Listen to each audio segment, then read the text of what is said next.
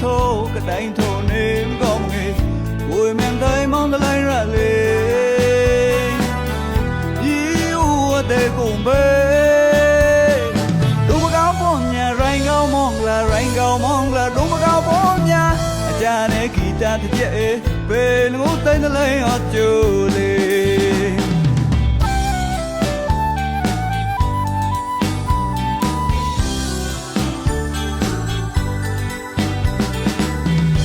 rồi cứ như lê cô luôn không muốn ai này kita làm nào cái chip ra thô cái đánh thô nếm con mình vui men tay mong nó lấy ra lên yêu để cùng về đúng cao phong nhà rành cao mong là đúng cao phong nhà cha này kita thì dễ về lên ngủ tên lấy họ chưa lên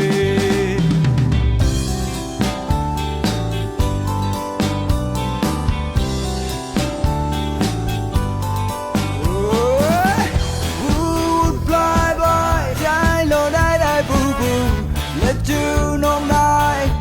my song lo thao thao would fly trái lo đai boo boo let you know night my song lo thao thao mình mà rót quay luôn từ rê quan môn spend đến từ lên từ lại cứ cha buồn ai chỉ nói sao sao nhà mà mỏi play rành chạy mong plum đủ là tu mà chôn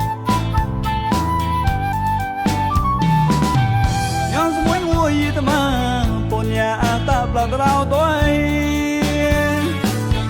đi trong bọn nhà ta mà chơi đừng lại lừa cả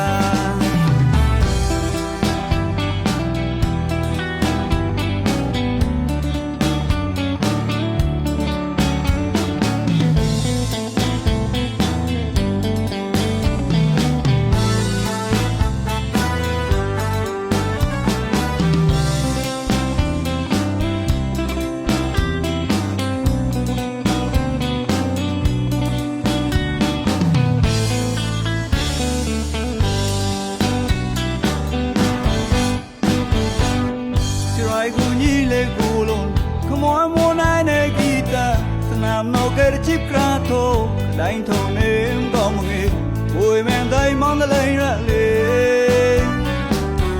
yêu để cùng về đúng cao phong nhà rành cao mong là đúng cao phong nhà cha này kỳ đạt dễ về là một tay nó lấy họ chưa liền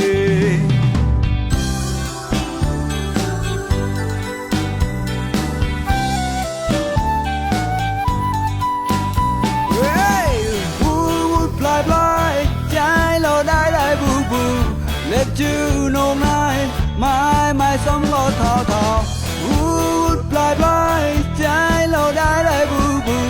let you know night my song lo thao thao